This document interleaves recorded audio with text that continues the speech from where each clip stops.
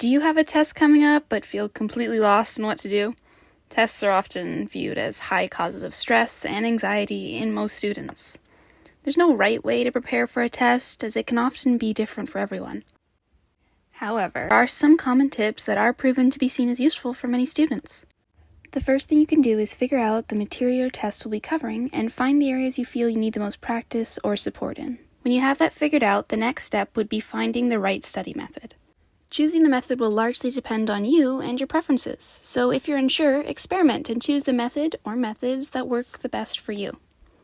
It's important to note that a variety of methods exist, and sometimes the better methods to choose can depend on what the subject is or the type of test. In the end, it all comes down to practice and consistency. This brings us to the most important part of preparing for a test: time management. You don't need to dedicate hours and hours a day to practice.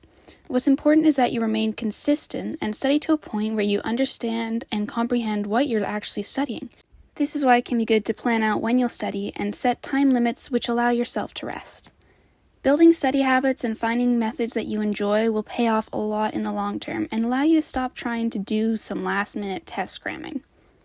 Instead, you'll feel prepared and more confident going into your tests because no matter what it is, the more you prepare, the better you'll get.